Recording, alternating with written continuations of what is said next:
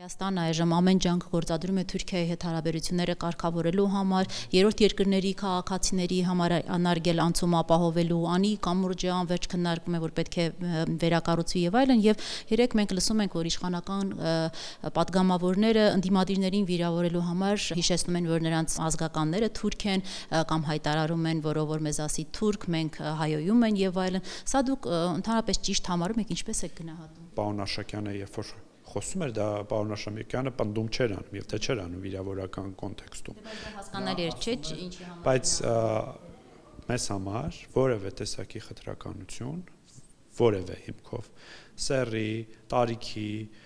կրոնական պատկանելիության եւ ազգային պատկանելիության հիմքով եւ այլ բոլոր խտրականության հիմքերով անընդունելի է։ Դեպքում ինչու եք թուրքերին հիշում, եթե երբ որ ընդդիմության հետ խոսում եք։ Մենք չենք հիշում։ Ընդդիմությունն է վիրավորելու նպատակով,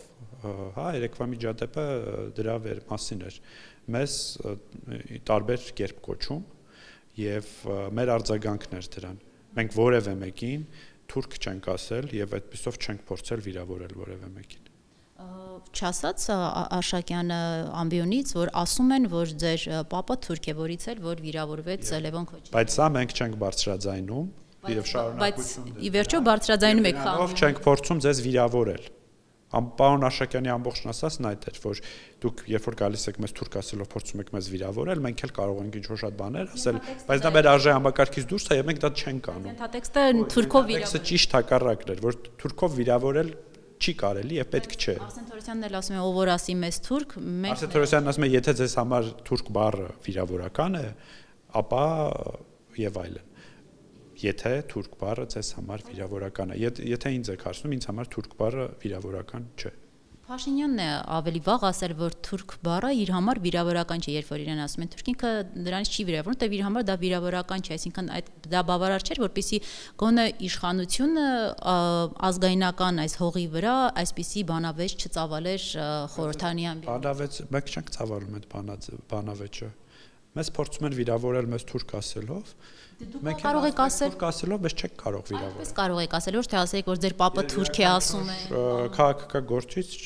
իր խոսքը եւ փաստարկները ուրույն կերպով է կառուցում։ Կոնտեքստը միանշանակ պարոն Աշակյանի ասացի եւ պարոն Թորոսյանի ասացի հենց դա էր։ Հայոյանքը ընդունելի է, պարոն Խանտանյան, ձեր համար ամբիոնից։ Հայոյանքը եւ բռնությունը անընդունելի են։ Հայոյել է ամբիոնից պարոն Թորոսյանը։ Այդ գնահատականի հարցը ես չգիտեմ։